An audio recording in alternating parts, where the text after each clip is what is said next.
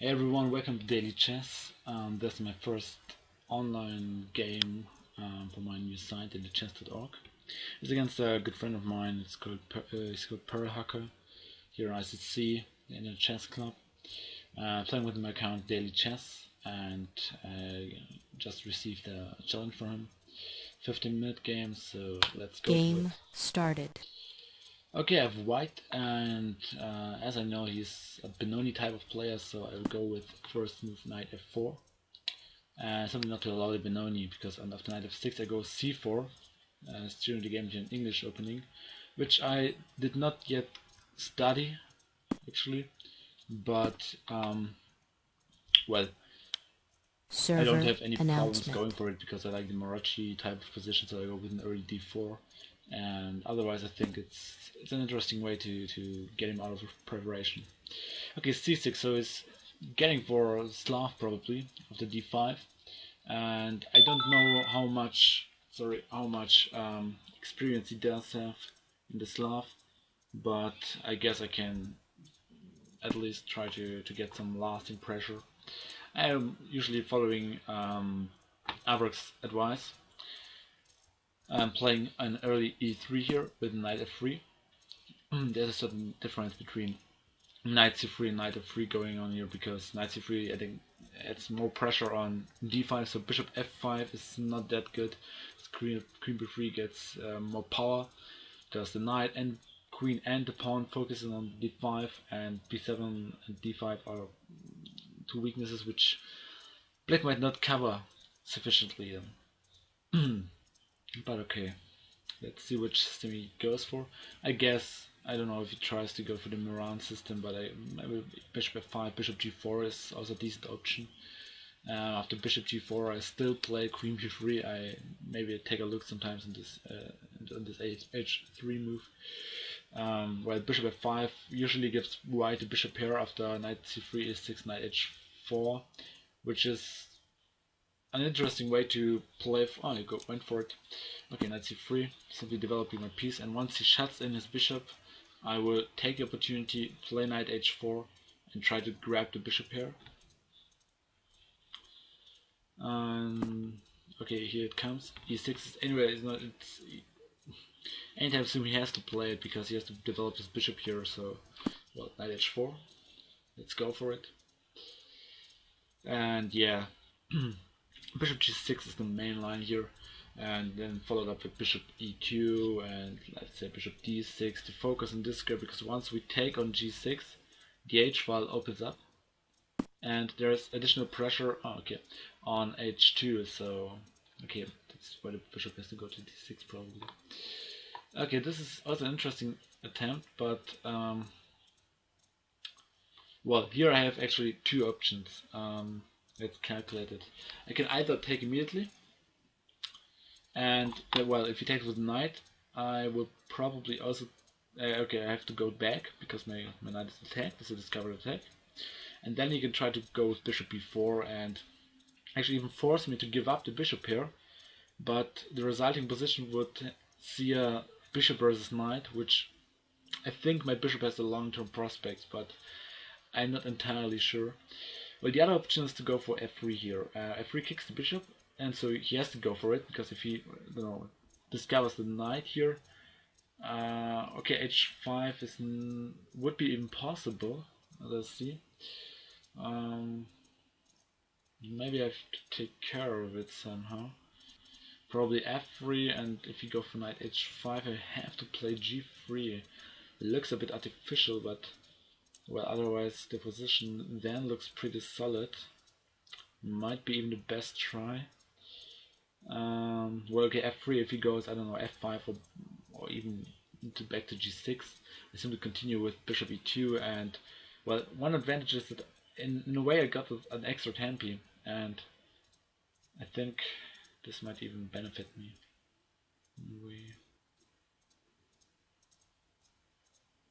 Let's calculate them once again. f3, okay, kicks the bishop, and the f5. The critical, actually, one of the critical tries I have to calculate this knight h4. I take it then, he checks me. If I go g3, it takes the knight on g3 and my rook hangs. So g3 has to come. g5. Okay, well then I take. He takes mine. I take his. No, that seems to be good. Let's see. Has he any other discard he takes? Okay, go for knight g4. Maybe even try and sacrifice it like that. But then I simply protect with g3. So let's go for f3 here. Looks pretty decent. Okay, he goes back. Well, in a way I just got an extra tempo to build up my center here, I think. Well, I have to pay attention to this weakened g3 square because, as I mentioned before, if it opens up the h-file and bishop d6 and rook are eyeing this one, and bishop g3 might come annoying my king, and it might not be that fun. Otherwise, I'm not in time to develop my piece. But what about? Yeah, well, why not? Let's go for queen b3 first. I'm gaining an additional tempi to well, to prepare maybe even long castling, because no. Okay, that's interesting.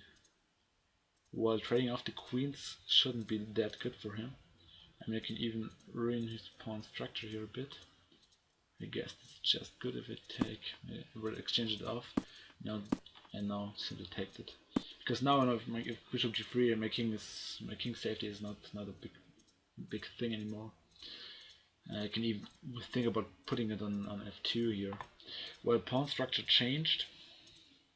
I might even try to change it once again with c takes, because c takes leaves these two pawns here a bit weak.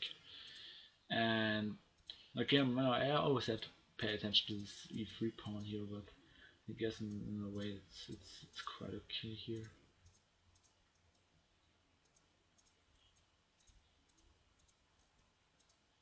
Okay, one advantage. Okay, I could go for e4 here.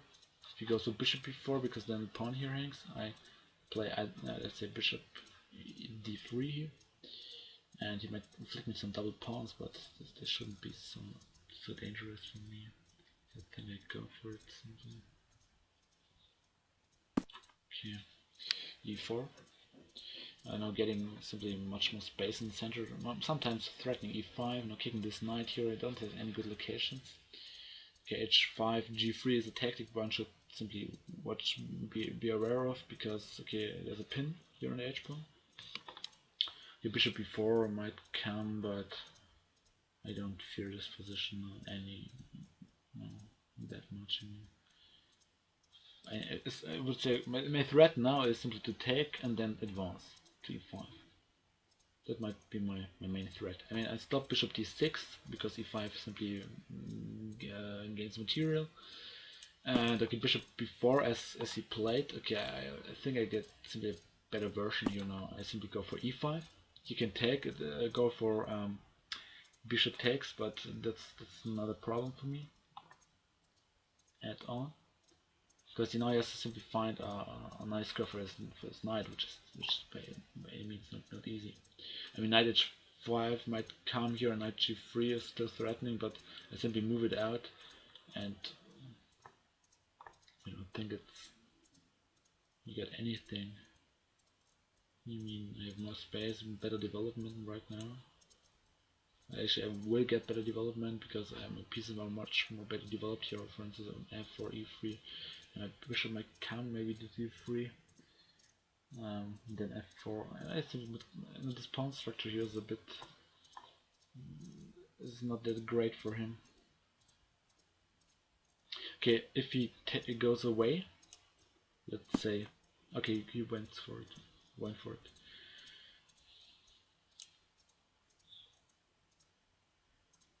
Okay, the threat is simply to go for knight g3, so I simply stop it.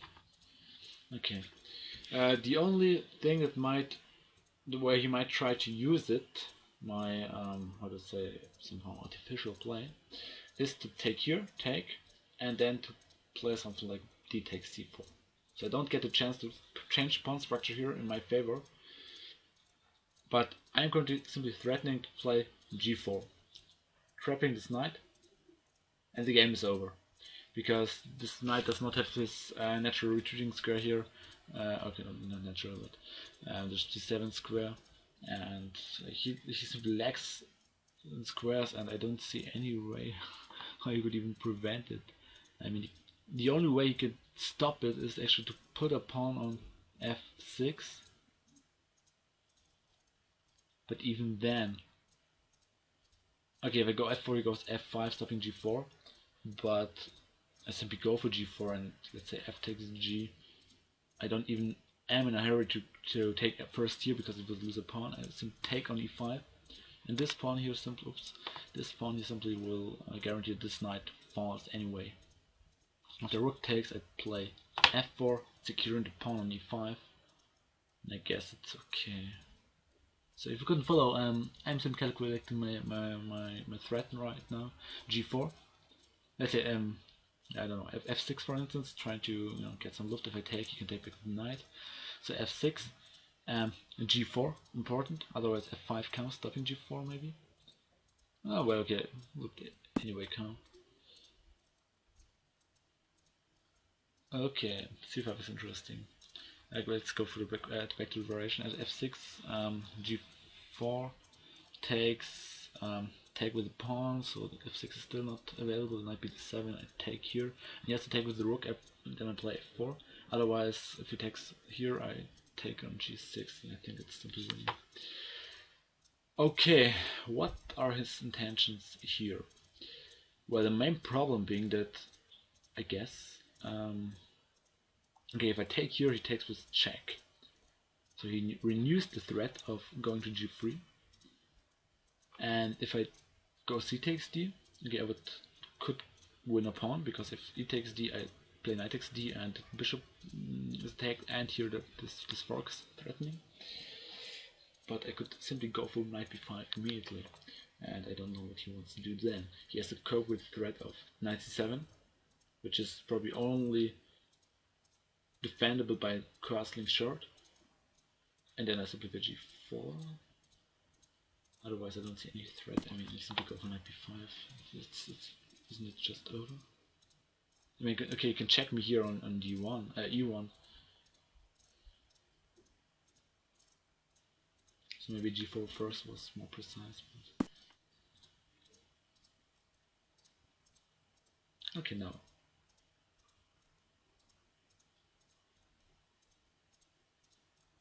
Okay, now we go for g4. You can take this pawn, but it's...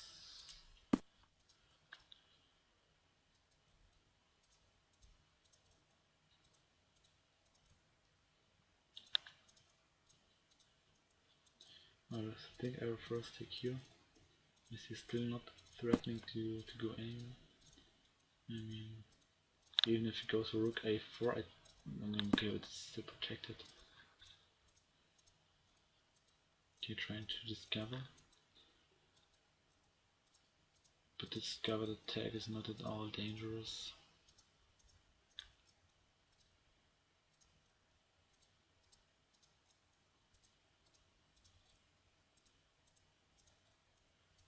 I think I can go for d6 even, and if he discovers, I go simply to, let's say, g2. The pawn stands here. Next move I capture and play f4, and this pawn is still a weakness. It's still attacked, can defend it properly, and if c3 is available again, so I think it's okay. Go on, discover. I go to g2 and cover all the important squares. Now f6 is still covered. I have a connected passed pawn. It's just a monster. I'm also planning to play something like bishop d3 to simply make this bishop here look ugly forever. And once again, I'm simply planning to take here on h5 and be up material. 1, 2, 3, 4, 5, 6, 7. 1, 2, 3, 4, 5, 6, 7. This game pawns are equal. 3 light pieces and also 3 minor pieces, and 2 heavy pieces which are still not connected. So yes, okay, my is not connected, but he has at least some important functions.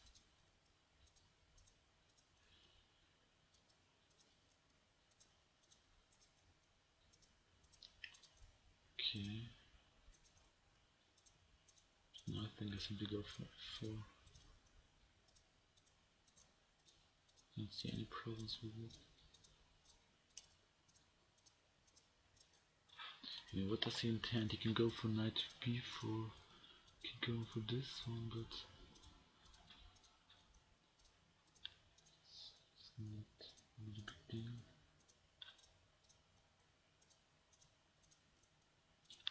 I think I have to go for f4 first.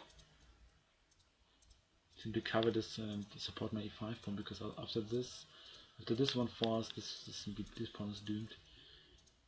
Because discarded check simply is not a threat. Still, I think.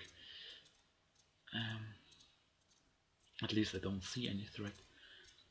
Not now. I would like even to develop my bishop here, but next move I have to take it somewhere, because this is still annoying. You know, after if this knight falls, I can go to g3 without anything. You know, it's simply, I don't know. This knight is still a bit annoying. I mean, this position should be lost for him, but I mean.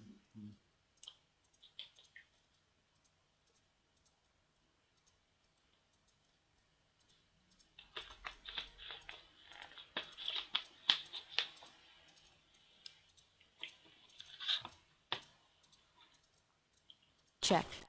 Okay, check. If I go to the f3, can even check me there.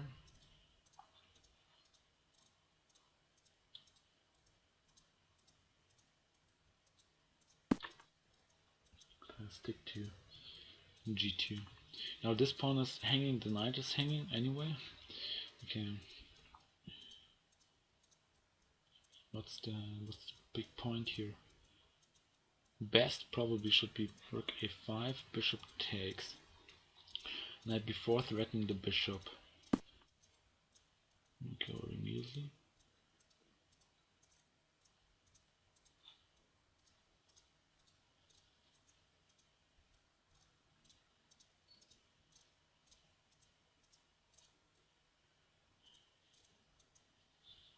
Okay, my first candidate is simply take here. No, simply being up material, and it's forever. So g takes. If he goes there, I go to b1. This pawn is hanging after which the knight hangs. So rook takes a2, bishop takes d3, attacking the knight here. And let's say knight e3, I take out, go king f3, the bishop hangs. If he goes back, I simply take on g6 maybe even. Otherwise, you know, ace a3, bishop, rook, knight c2, rook b1. Oh, come on, let's first take it out. If he takes with rook, I simply take it out, and it's not a big deal here, honestly.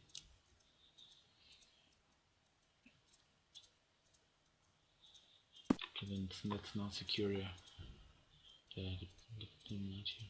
King still got knight c3.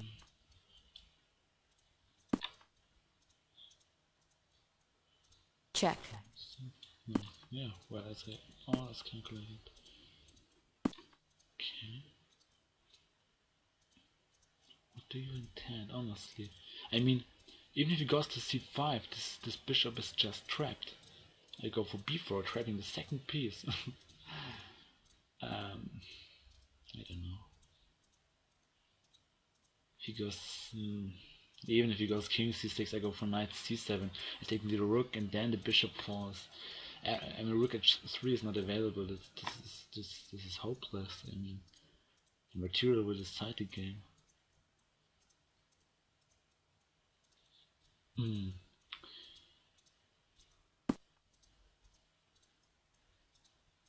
Alright, at least one attempt. But now c5 is anyway not accessible because of the b4 and fork both. If I take here with the bishop, he goes there with the rook. That's for sure. But then, well, that's one way to escape it. I could simply take it here and then take.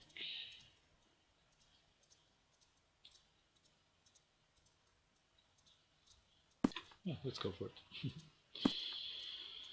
Okay, if I take here, he goes for the check. So I first prevent it, probably. Should I? Shouldn't I? Probably should. H4. G6 is now nicely answered by bishop takes d3 and then h takes. Make a Zwischenmove. A Zwischenzug. First taking the pawn and threatening check. Taking the rook with check. And what do you want? I mean, rook d3, b3. I simply take. Yeah, f6. Okay, f6 is an option, but I simply go for it.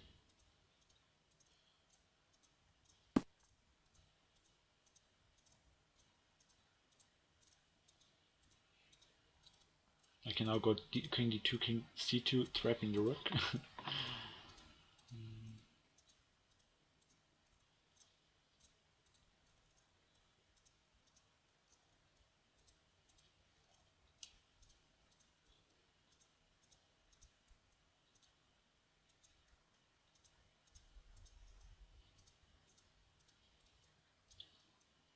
Okay, let's go for it. I am running out of time.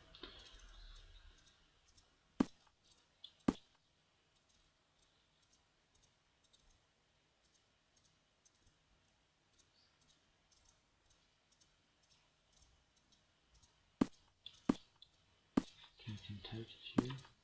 And take it there. Protects it.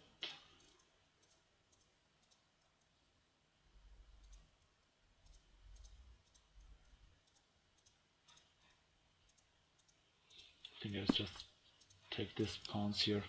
I mean, this one is. If I protect it with d1, he can maybe go g5, and I don't know. It looks a bit annoying.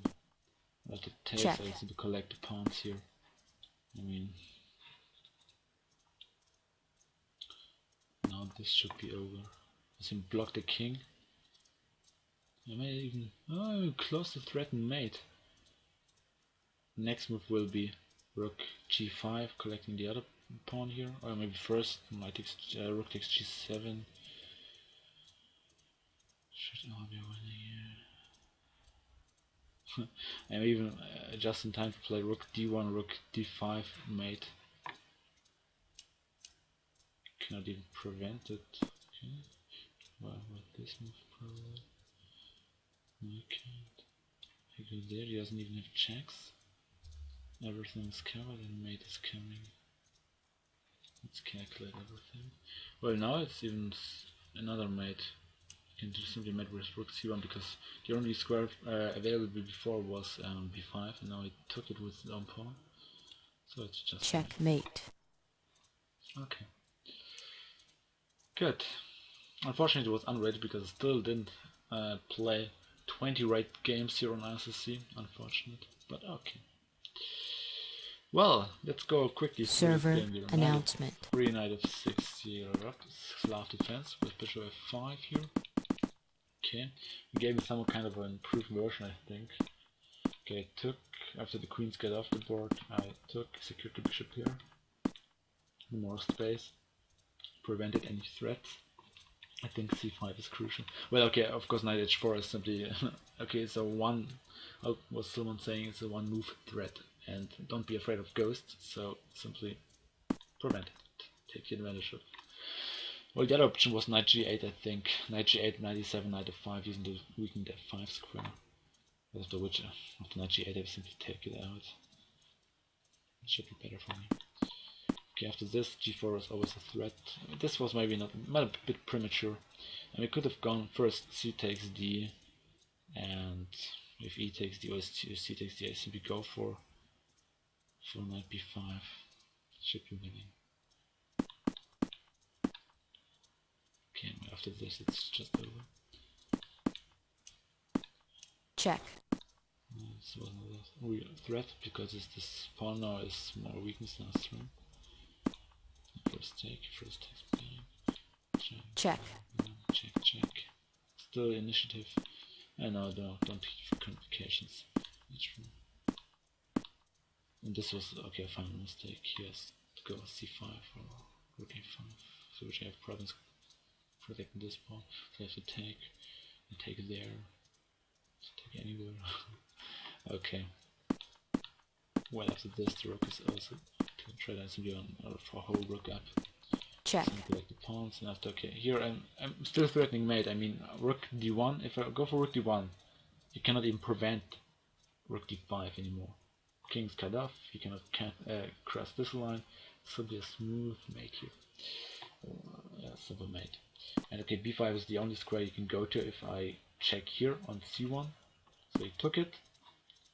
b5 is b6 not available, so rook c1 mates. Checkmate. Yes. Okay. Well, that's for it. I hope you enjoyed this game. I try to publish a bit more, some more games, but you know, study starts in the near future, so I don't know how much time I will have left. Anyway, please subscribe to my channel. I moved it to dailychess.org, I think, on YouTube. Well, subscribe, share it, and watch my sites, dailychess.org, and lectures, http://http lectures and reviews.dailychess.org. Yeah, I want to thank my supporters, Schach Niggemann, one of the best German retailers in chess, and certain publishers. Thank you for your support, and see you next time. Bye.